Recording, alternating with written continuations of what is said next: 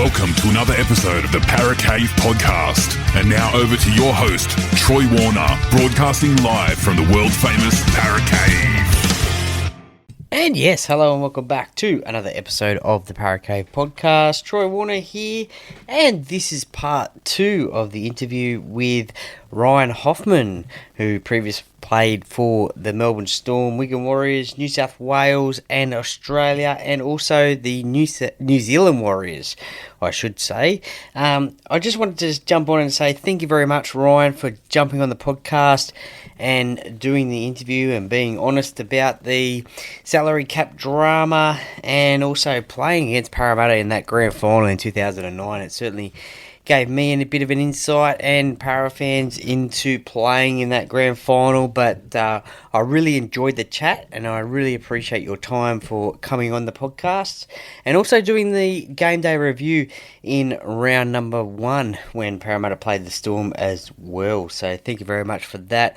Hope we can catch up again when Parramatta play Melbourne again later on this season. Now, look, I just wanted to say thank you very much to everyone for listening to the podcast and for the support of the podcast. Now, if you, in case you haven't noticed, this is actually going to be episode number 500 of the podcast. So, a big achievement, you could say, of 500 episodes. Now, when I started out this podcast, I just started out doing interview-based podcasts, so it was only like one podcast a week.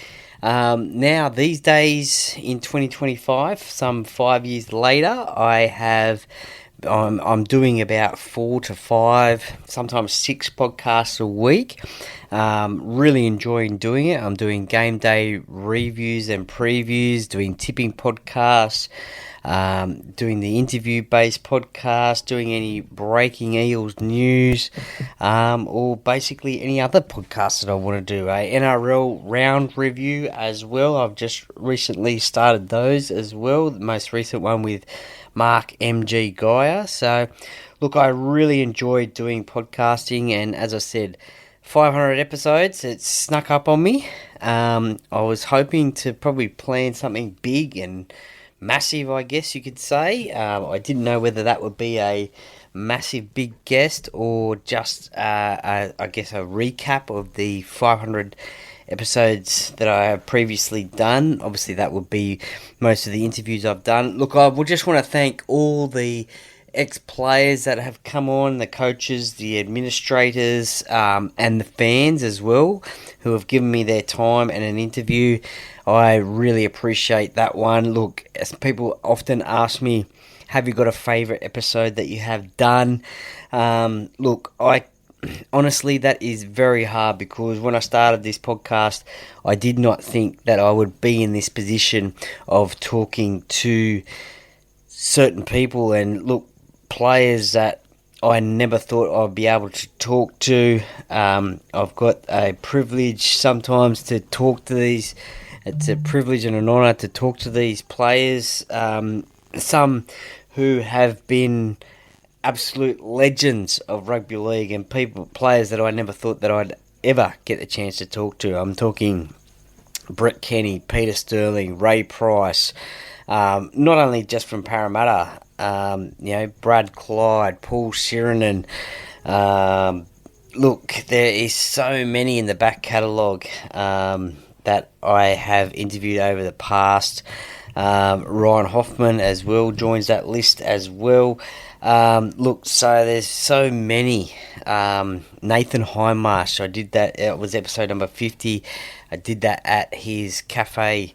And look, that was a great little chat that I had with him. I never thought I'd get the chance to talk to him on the podcast, but I did. Look, I'm hoping to get some really good big names on the podcast in the coming months. And that would be an honour and a privilege, I reckon, anyway. But I just also want to thank you guys, the listeners, for listening to the podcast and following me on social media. I really appreciate that one.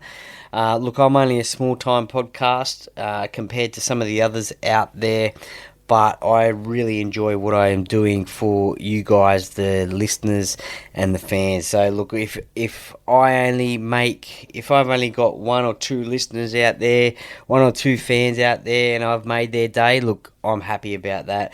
I'm happy just to yabble. Is that a word? I don't know, but yap on about rugby league because it is the greatest game of all. So I really thank you guys, the listeners, for listening to the podcast on, be it Apple, Spotify or YouTube, and I thank you for following me on social media. Look, if you know anybody who is a Parramatta Eels fan and doesn't follow the podcast and is on social media, get them onto the Instagram page, give me a follow.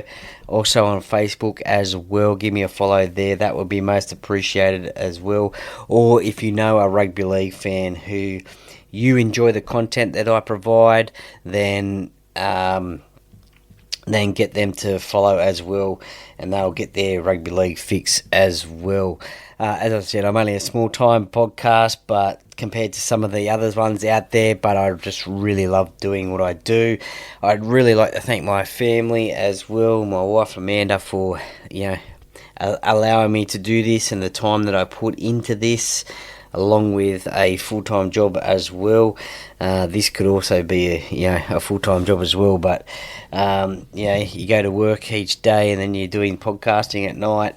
It can get pretty full on, but I'd like to thank her for her support as well, and also Ella as well for jumping on the tipping podcast as well. She really enjoys doing that one with me each and every week. She has a bit of fun there, so we have a bit of banter on that one as well. So joined late last year and back this year, so I hope you enjoy having her on there. So anyway, I just thought I'd jump on and say that one before part 2 of the interview with Ryan Hoffman, because, as I said, it is episode 500, part 2, Ryan Hoffman, and I didn't have anything massive planned for the 500th episode. So, look, I really hope there is another 500 to come as well. So, thank you very much. I really appreciate the support, and look, this is a podcast done by the fan, for the fans,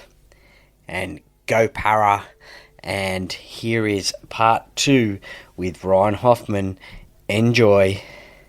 And then 2009 rolls around, obviously make the grand final in 2008 as well, against Manly, but 2009 rolls around and you play against my Parramatta Eels, and beat them. That was a funny final series. Okay. Because we finished 4th. I mean, Parramatta finished 8th. It was just weird how it all panned out because by the letter of the law, we shouldn't have had a week off. Okay, yeah. But because teams 1 and 2 both lost, we got the week off. Like it was insane. And then obviously Parramatta had that amazing sort of run. It was it's crazy. And then the grand final was that was an insane grand final. Yeah, so it certainly was a little bit different. Was the plan leading into it? Was it always to keep Jared quiet? Mm-hmm. You weren't worried about any of the other players, but just keep. We knew the talent they had, but the run that Hainsey was on, we had to do something about that. And it was. I'm trying to remember. We had one of our reserve players was Jared Hayne for the week. Okay. He watched that much video on Hainsey during the week, and then it was his job every training session to replicate what Jared does. So that was our single focus, and we did the same thing a couple of years later with Ben Barber. Okay, yeah. It was such a single focus, and if you go back and watch that game, every time there was a kick, any time Hainsey got involved, there was a massive swarm of us because we just did not want to give him any space. It was attack Jared. Yeah. To be quite honest, that was the game plan for the game. And you're probably hoping the prelim final. You're probably hoping that because of the knee after the try on, I think it was it was a Goodwin brother, I think. Bryson. I think so. Yeah. There was a chance that he might not have played the grand final, so I guess you guys were hoping he wouldn't have. Well, you know what? I remember watching that because this was back when Channel 9 wouldn't show the finals game in Melbourne until at midnight. So we actually Oh, went okay. to Channel 9 studios Oh, wow. to watch the prelim. And I remember watching that game, and they showed the high footage, and they showed how the stadium was split up into Dogs and Parramatta. I thought that was amazing. Yeah. I really did. Thought that was absolutely brilliant. Yeah, no, it certainly was. What about when Fui scored that grand final try? I think it's one of the best ever grand final tries you'll see. Did you think Parra were coming back then? So I'm going to take you back a few minutes earlier, when we forced a dropout from Parramatta, and Parramatta go the short dropout, and Yeah. Will Chambers jumps up and grabs it before it goes 10. We don't touch the ball for another 10 minutes. Yeah, well, yeah. So it shows how one little moment can change a grand final. Like we were, I think it was like, it might have been 22-6 or something like that. The score was 22-6, so we were really in control. Comfortable. Yeah. Next thing, Parramatta rolls down the field. They, I think Fui scores. There was, I think Eric Growth Jr. yeah, Eric Guru scored a try, and then they roll down the field again, and Fui scores. We're thinking, oh, she getting close here. We kick off, go down again. Parramatta sticks a bomb up, and Bill drops it. So, and I got to tell you, that is the loudest I've ever heard a rugby league crowd. Okay. Wow. State of origin, anything was when Bill dropped that bomb. The noise from the Parramatta supporters, because they outnumbered Storm supporters like 80% to 20%. Yeah. I have never heard a roar louder than that. I remember Interesting. standing on the field waiting for the scrums, thinking, "Holy Christ! This game that we had so in control is sort of getting away from us." And then we managed to hold them out. I think poor old Toddy Lowry got stuck with the ball on the last tackle and put a kick in. I managed to pick up and then go down the field, get a penalty, and GI kicks the worst field goal known to man. But yeah, it was a funny last 10 minutes then. I bet you the crowd was pretty silent when GI kicked that field goal, though. Yeah, well, it was a mongrel, wasn't it? It was a mongrel of a kick. Yes. The one that got away, I think. But fast forward to 2010, and not a good time for Melbourne. The salary cap scandal. When you heard what the NRL was going to take off Melbourne, how did you feel about that? I remember we got told just to run straight off the training field because Craig wasn't at training, which we thought was weird. We thought he was hiding in the grandstand. Okay, yeah. So we ran straight in the meeting room, and then when he came, well, we were laughing in the change room, mucking around, and then when we saw Craig walk in, the silence happened. I was like, oh, Christ, what's happened here? And then Craig told us what had happened, and it was just silence. You were just numb. Yeah. I can't remember really what got sort of said. It was just numb, and we're just sort of, the array of feelings and emotions. And in the end, we got told, boys, go home. There's cameras outside, don't talk to them. So I reckon I stood in the shower for 30 minutes. I just grabbed a chair and just stood and just sat in the shower and just thinking, trying to process everything. And then I remember I hopped in the car, avoided all the cameras, called my wife, broke down, talking to her. Then I called my parents and broke down again. And it was just, you just didn't think it was real. You just didn't what was sort of happening. And it was a really, really strange feeling and a really strange year. And I remember the next day, I got a text message from Steve Kearney and said, mate, senior players are coming around my place, come along. So I said, beautiful. So we went around to Steve's place, and we would have sat there for 2 hours on his back deck. Like, it was the day off from training, just thinking, what are we going to do? No one really talking. And then I don't know what happened. Someone cracked a bit of a joke, and we got a bit of living. And then we said, okay, how are we going to, what are we going to do? Well, first things first, we've got a game this weekend. And that's what we managed to turn our focus around. Do you feel cheated that it was off field and out of your control? Yeah, That's why it happened? Look, everyone's got going to have their own opinions. Everyone's going to have their own sort of drawing conclusions on. But I can only say what I know I experienced and what I know from my teammates. we got let down by poor governance. Poor governance from our CEO, and we got caught. We were doing the wrong thing. Okay, but any insinuation that the players had any idea and would knowingly, willingly do something like that with the risk of being caught is totally false. Everything that we got given, what we signed, was part of our contracts. We don't know. We didn't know what was happening in the background. We didn't know what was agreed to in the background. What we agreed to was getting put in our bank accounts each month, which is, it's not our job to know the ins and outs of the salary cap, ins and outs of third-party agreements. That's why we have player managers. Yep. That's why we're entitled to have the expectation that the club is going to be doing the right thing by the players and everything by the rules.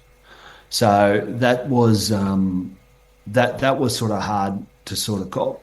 But initially, it was us versus the NRL. Okay. Because we felt we got cheated out of due process. We felt we got cheated out of hearings and understandings and taken things on account. And, the fact that within 3 days, this has just been happened, it's been found out, and the punishments have come down. It's like, well, hang on, what's doing here? And I like now that when there have been other incidents with South Cup, they actually go through the process and do it properly the way it's supposed to happen. But look, we did felt let down as players because we know damn sure that we got what we got through hard work. Yeah. All the players that played were kind of signed to Melbourne and budget contracts. All of us were all kids when we were signed. The only player that I played with that got signed to Melbourne that was a current international was Michael Crocker. Okay, yeah. The only one. Everyone else became internationals and all that sort of stuff. But look, in the end, we did do the wrong thing. We got caught out. If people are going to ask me, do we still feel like we won those premierships? 100% we do. I was there. We won. It happened in the game. And I 100% respect other people's opinions and understand that people have different theories and different what they think should happen. That's fine. They're entitled to that. But for me personally, that's how I feel. And that 2010 season, it was no good for anyone. It was no good for the teams we were playing against, even though we were playing for no points. It was no good sort of for the fans, and it was no good for us because the abuse and how we were treated as obviously being the face of the organisation, the visual sort of thing. I mean, what you're sort of copping was above the ordinary, but in the end, what could you do as a player? You just had to cop it, unfortunately. Yeah, no, I mean, as a Parramatta fan, I probably. You couldn't strip Melbourne and then award Parramatta the premiership. It just wouldn't sit right with me as a Parramatta fan. But because the best thing about a premiership is that feeling. Yeah, and you can't celebrate it and things like that. It must have been hard then to play Parramatta in 2010 at Parramatta, but also playing for no points as well. I mean, that must have been just more pride to win games, even though you weren't playing for points. 18 rounds. We had 18 rounds for no points, and that is a long time. Oh, definitely. That is a long season. It was all right because we played a home game against the Warriors, and then we travelled to North Queensland, which always pretty good to us. Canberra, which aren't too bad, but then we knew we had Parra Stadium. We still had Brookie. We still had some Leichhardt. We still had some tough places to sort of go to, but it was hard. And I think initially, after those first couple of weeks, we sort of back training off a bit, and everyone was feeling a bit sorry for themselves and everything like that. And then we're sort of coming in to say the last 10 rounds, and Craig just sort of said, I can't put up with this anymore.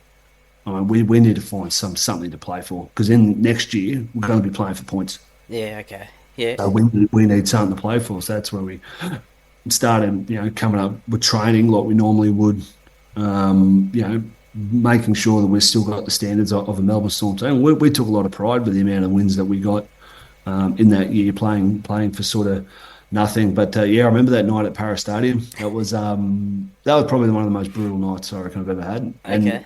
I tore my medial that night too, so it was hard for me. And like trying to see my mum after the game, and out the back of Parra Stadium, just copping a hiding and all that. But What do you do? What do you do? That's it. Well, I actually remember it for a different reason. It was my now wife's 30th birthday on that night.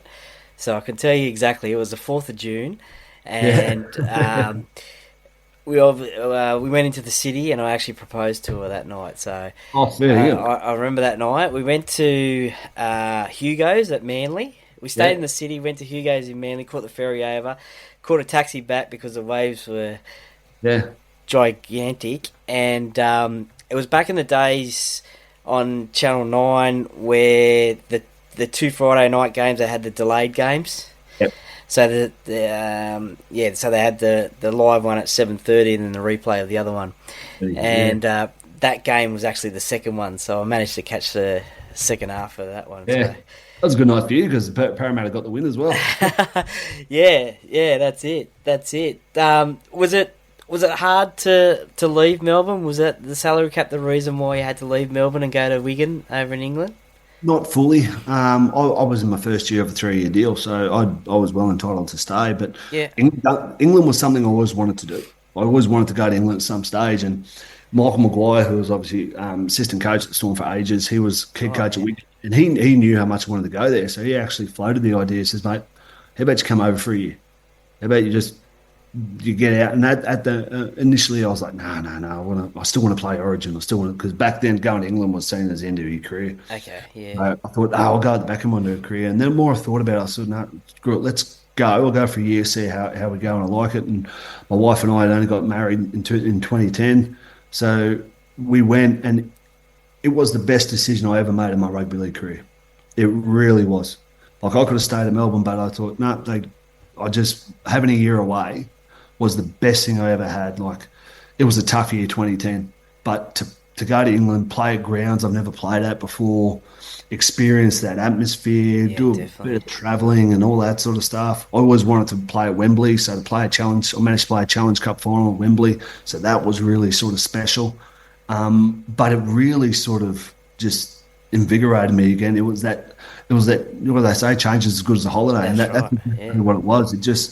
It really sparked me back up again. And I was itching to come back because I knew I had so much more to give to the NRL. But that year in England was the best decision I ever made. And I was at a great club. Wigan's a fantastic club. Yeah. They really are. And we had some great success, to win a Challenge Cup, playing at Wembley, to climb those steps and lift that trophy, and that it was a brilliant year. And I absolutely loved it. And probably the only regret I have in my career is that I never went back. Okay, yeah. No, I love the going up the stairs and being presented with a trophy. I think the NRL tried that in 2001. I think. Yeah, that's right. They did too. When Newcastle won the grand final against Parramatta, but I like that. But Michael Maguire, he's back at the Brisbane Broncos this year as the head coach. Is he the really hard taskmaster that everyone makes him out to be? He expects high standards. He came from the school of Creighton. Of course, he expects high standards. And the thing we need to realise about Madge is that he's no different a coach of what he was at Wigan. He's no different coach of what he was at South, West Tigers, New South Wales. He's the same coach. What matters is the player buy-in. Okay. At South, players bought in. At Wigan, the players bought in. Tigers, maybe not so much. Yep. So the thing's going to be for the Broncos, are the players going to buy into what he's about? And that just says. I think Michael Maguire's a brilliant coach. I really, really do. I think he's a great coach, and he can turn around organisations. So he's he is the hard taskmaster, but footy's tough. You've got to be tough. Yeah, totally agree. And you also played 3 years over in New Zealand for the Warriors as well. So you played England, Australia, New Zealand. The only one I was missing was France.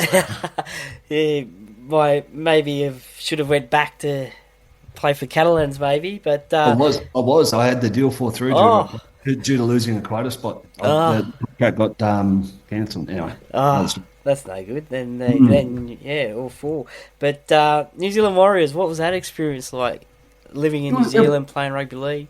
Yeah, it was great. Like the New Zealand club is brilliant. The people are great. I mean, they're the only club with 5 million supporters. Yeah, wow. They really are. Like that's the Warriors win a premiership. They're the biggest rugby league and union club in the world. Yeah, because everyone in New Zealand absolutely loves them. I was over there because I had there was a mission for me. There was a goal for me, was to turn that sort of place and to make it competitive. And I didn't do that, unfortunately. Number of reasons why. I enjoyed my time there. I loved playing for the Warriors. I was unbelievably honoured to be captain of that club in 2016. I felt I gave all I could as a player. I really did. But for one reason or another, we just couldn't get any sort of success. So I was disappointed in that regard, but not disappointed that I went. I thought going there was a great opportunity for me, and I am regretful that I didn't bring more success to that club.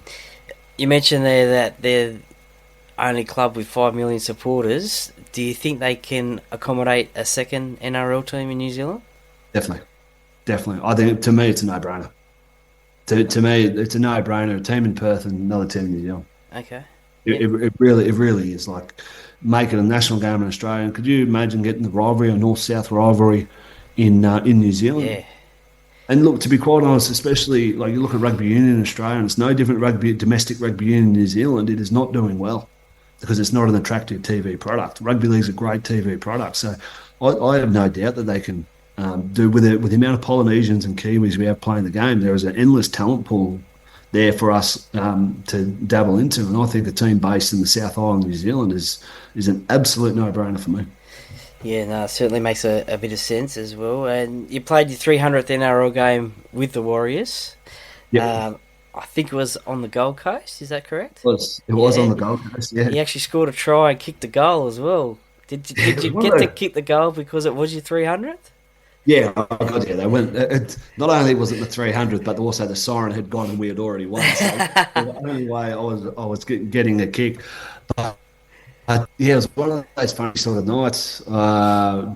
Scored a try, like it was how it sort of worked. The first try of the night for us. So scored one there, and then Ata Hingano scored in the last minute, and so Isaac Luke was a goal kicker who threw me the ball, and I thought, well, I'm none from two at the moment because I had a kick on my 150th and I had a kick at the end of 2010 before I went to England. So both of them from the sideline, and this one was about 15 from touch. So I managed to guide that one over. But that was that was a special night because that wasn't a great year for the club, but the boys really dug in that night and played a great game of footy, and I was really sort of grateful for the effort they put in for me. And then one last year at Melbourne. And then they couldn't get rid of me. I kept on...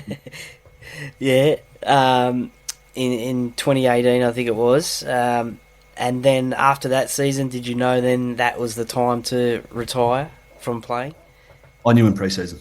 Okay. I knew another one. That's what I knew in the back of my mind going through pre-season. I could not do this again. The body just doesn't have it. I just don't have the well out.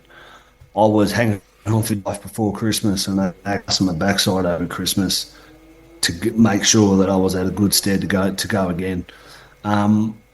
Retirement was tough for me. I knew it was going to be my last year, but couldn't actually say the word.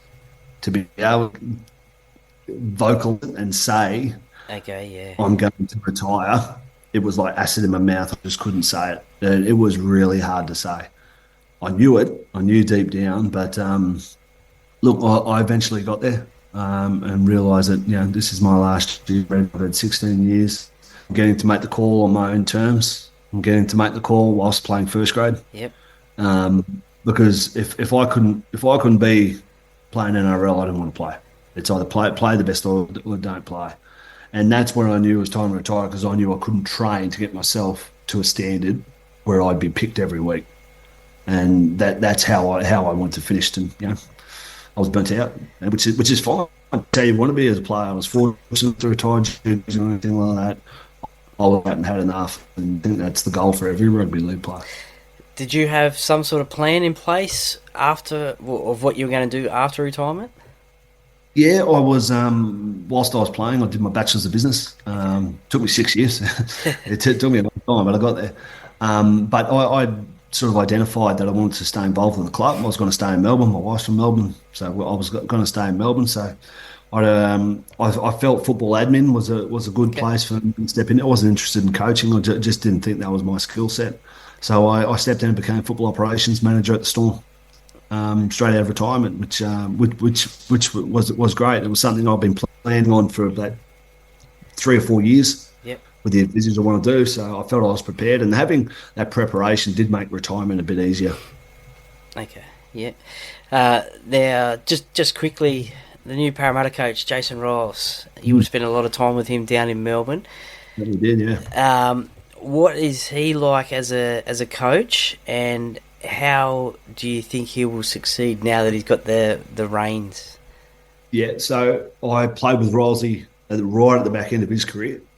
In the 2012 season, probably the most tragic things I've ever seen was him tearing his hamstring a week out from the finals. Yeah. He was going to miss the grand final. He never won one. That was one of the hardest things ever. And then, obviously, to have him as a coach as well. The thing about Rilesley is that because he was in the game for so long, he really understands players. He knows players. And no one has done a better apprenticeship than him. Craig Bellamy, Trent Robinson, Eddie Jones. Like he's been involved in all those sort of places. He knows what success looks like. He knows what dealing with people like. But that's his strength, dealing with people. And being an angry old front rower, he knows when to call a spade as well. Yeah. Which is, I think, what players need to hear sometimes. And he understands, what's tough, but he understands how to talk to this generation. And like Craig's had to change the way he spoke to us when I was 18 to how he speaks with 18-year-olds these days, because that's not how you're going to get the best out of players. And that's what Jason is very good at. And I think I've no doubt he understands the challenge and the gravitas that comes with being a Parramatta coach and the way of expectation. But he's such an unflappable type of character. And I know he has confidence in his team and the way he carries himself and talks to people. I think he's going to be very successful. Different to Brad Arthur. Different Brad Arthur, probably a bit more fire and sort of brimstone than what Jason is. But Jason really tempers himself when he needs to make the call, make the hard call. But he also knows how to talk to his sort of players, which I think resonates with this generation a lot more. Because you would have had Brad Arthur as well down in Melbourne as well at some stage. I did, yeah. Had Brad Arthur. I've had a lot of Parramatta. Jason Riles, Brad Arthur, Stephen Kearney. Yeah, Stephen Kearney, yeah, of course. No, I've had a few, but I think he's going to be a real asset. And there's no greater challenge than this weekend. That's right. Well, a quick couple of common league questions. Is there a favourite, other than your home ground, is there a favourite ground that you used to love playing at? Suncorp. Okay, yeah. Suncorp. Well, it was a number of reasons. Whenever we played the Broncos, it was always... We'd get great 40 rival. For a Broncos game because we had a great rivalry sort of with them, and being a kid playing against the Broncos were always the guns, so you wanted to play up against there. We also had a pretty good record up there. So. That's it. Yeah. Did you have a least favourite one that you used to hate playing at for whatever reason? Win Stadium. Okay, that's an interesting one, yeah. Because we'd always play there on a Saturday night, and it was either Win Stadium or Cronulla's ground. Oh, yes. Playing there on a Saturday night, there's a massive breeze going through. It's freezing cold. It was always miserable. Yes, for sure. Hardest player to tackle? Petro. Yeah, I've heard that. Petro was he was titanium bones, Petro. He was horrible. Yeah. Great bloke, but... Oh, yes. Yeah, probably one of the nicest blokes in rugby league too. In the sheds before a game, is there a player that you used to look at and think, okay, we're on today, I'm confident we're going to get this win? Because I played with the guys for so long, like a lot of guys for so long, I sort of knew, but the bloke I always loved watching was Dallas Johnson. Okay. So Dallas was mad. Like he was and I remember early days of, in the change rooms, you need to do a nervous wee before the game. I'm standing there in the toilet trough there with Dallas is next to me, and I sort of heard him say something. I'm sort of looking over to him. Dallas, thinking, is he talking to me? He's not. He's having an argument with the wall. Like he's staring at the wall in front of him, and he's just talking to. I don't know. I couldn't quite hear what he was saying, but he had the face on. He was talking so aggressively to this wall. Jesus, Dallas is going to kill someone tonight. Yeah, okay. Fair enough. Well then, Who was the prankster at Melbourne or the clubs that you played for? And what Matt did they Guy. get up to? Matt Guy. Yeah? Matt Guy was a 3-year-old living in a 40-year-old's body, mate. I tell you, he would go out of his way to torment people on game day. That was just his thing. Like he'd say something like, I was a very superstitious person. There's a few of us that were quite superstitious, whereas Matt Guy, if he felt he was getting into a routine, he'd go out of his way to break it. So he would always know what we're doing next, but he'd always ask you, what you going to go do now, Hoffy? Oh, I'm going to go get myself strapped. You're going to get your left ankle strapped or you get your right ankle strapped? And I said, left ankle. He goes, well, you should get your right ankle strapped, mate. But just messing with your head. And that was just sort of buff. But it's silly little pranks and games that are just sort of frustrating that you'd expect from a 3-year-old. Maybe that was all the torment from his big brother, Mark. Exactly, yeah. You mentioned superstitions there. What superstitions did you have?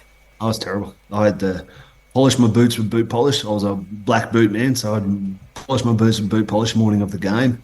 Always have to get my left ankles strapped first. I'd have to put my left sock on, my left boot. I'd put my jersey on last, and it had to be pulled on by a certain coach. I wouldn't let anyone else do it. I had to do certain passes with this bloke before the game, however many times. Like, it was dreadful. And actually going to England was great because it made me break a lot of those sort of things because I had no sort of choice. Yeah, so what did happen when those sort of routines didn't flow properly? Yeah, I realised that the world wasn't ending and it would be absolutely fine. But, I was bad at that. Nice. We'll wrap it up with a set of 6, sort of like the personality questions. Favourite sport outside of rugby league? Cricket. Yeah, nice. Love my cricket. Nice. If you weren't a first grade rugby league player, what career path do you think you would have went down? I would have joined the police force or the army, I reckon. Nice. What is one unique thing people don't know about Ryan Hoffman? I'm terrified of cotton wool balls. Okay.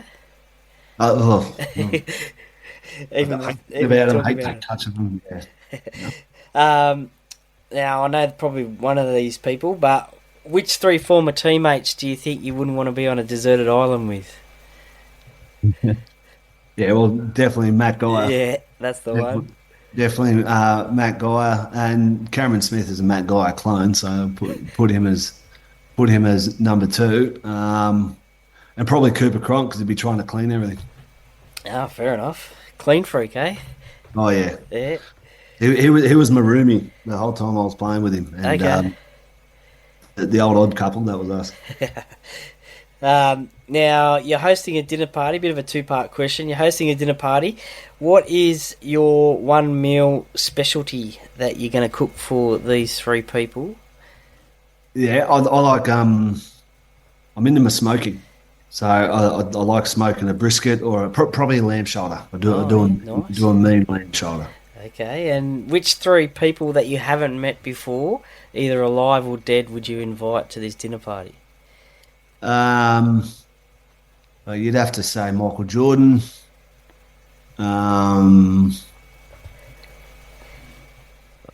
Scarlett Johansson, obviously. More and Denzel Washington. Okay, nice.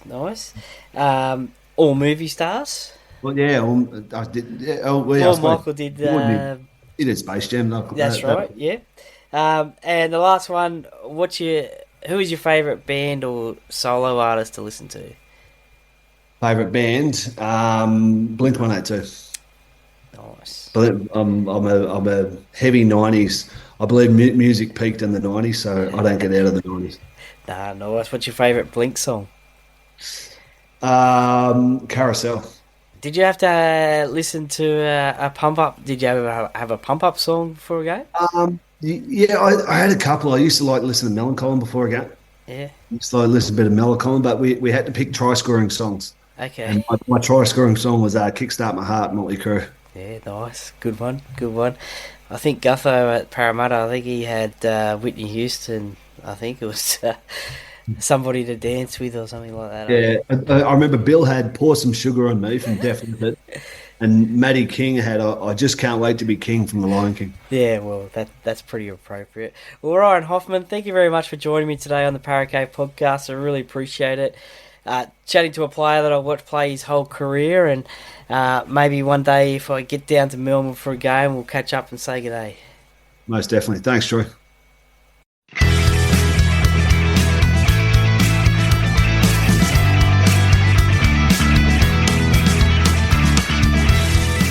Thank you for listening to another episode of the Parra Cave podcast. See you next time.